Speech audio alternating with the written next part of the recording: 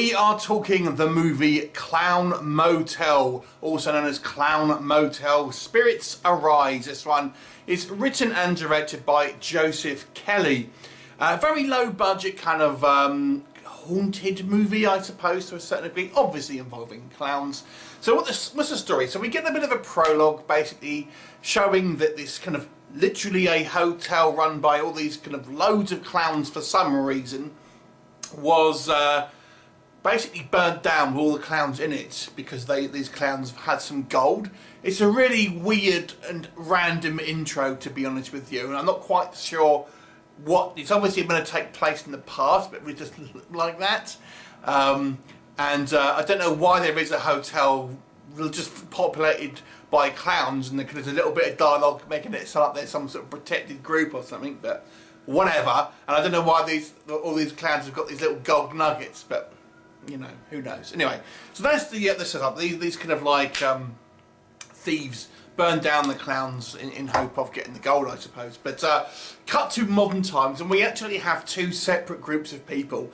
We have four women going on a hen do, I guess you would call that a bachelorette party if you're watching this from the States. And so they're going off, I think they're going to Las Vegas or something. And then we also have a group of three amateur ghost hunters who are kind of filming around this particular area. And through supernatural means, both of them end up at this particular clown hotel, which seemingly is not affected by a fire now and is out in the middle of nowhere, right next to a cemetery. And they kind of stop there and decide that they're going to spend the night for reasons. And then they find out they can't actually leave, and the actual motel itself, of course, is surrounded by seemingly dozens of evil clown spirits who want to suck their souls and do more somewhat rude things to some of them. Anyway, that is your basic plot synopsis here for Clown Motel. So what do we think? So, emphasis on the super low budget here. Let's talk about what works first of all. Number one, I have to say I really actually quite like the characters here. All of the characters, from our kind of female group to the male characters, all of whom I think are actually fairly well kind of individualised, if that makes sense. So we kind of get a good sense of each of them. There's a joke that one of the girls looks a little bit like Velma from Scooby-Doo, and she does, and she's kind of the studious one, but they all seem like they're kind of, you know, that sort of social standing when they would really be friends, if that makes sense. Despite that they obviously clearly are different types of personalities, they're not overly different.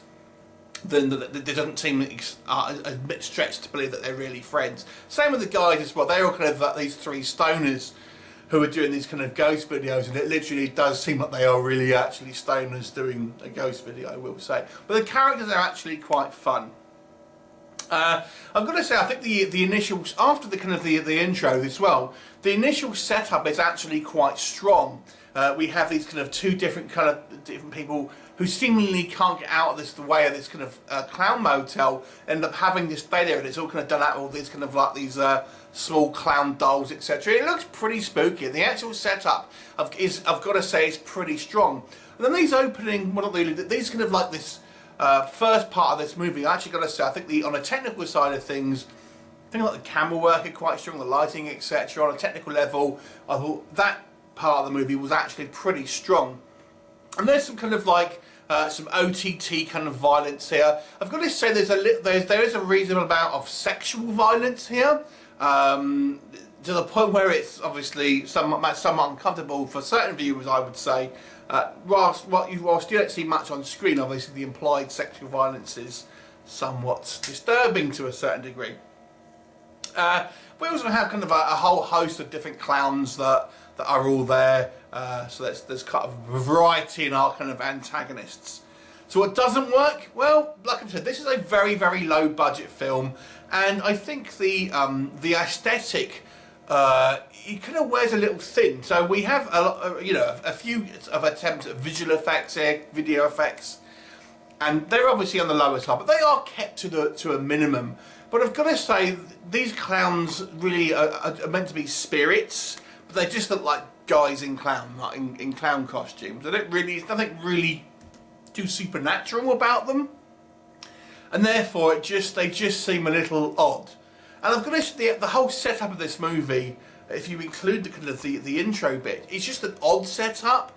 I don't really know why these clowns are kind of like on a murderous rampage. I mean, obviously they've been killed by a specific group of people, but they seem to be wanting to take the souls of more or less anyone who kind of goes in there.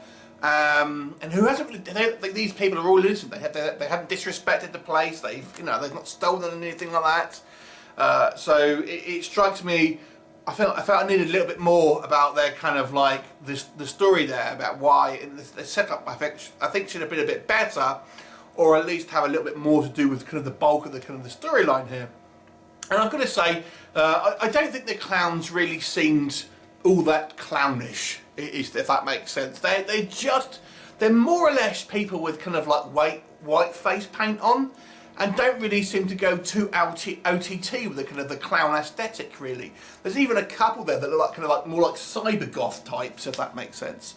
The gore as well is a little bit on the kind of like the cheap side. There's a guy where he gets his arms ripped off, and it's very obviously cheap. And I don't really expect high budget stuff here, but obviously if you're expecting realistic gore, you're not really going to get it here. And I've got to say, I just don't feel like there's enough story in the actual the bulk of the running time. I think the setup is very good, but then the story kind of runs out of steam. And I've mentioned quite the kind of the technical aspects of the first portion of the movie, not including the intro.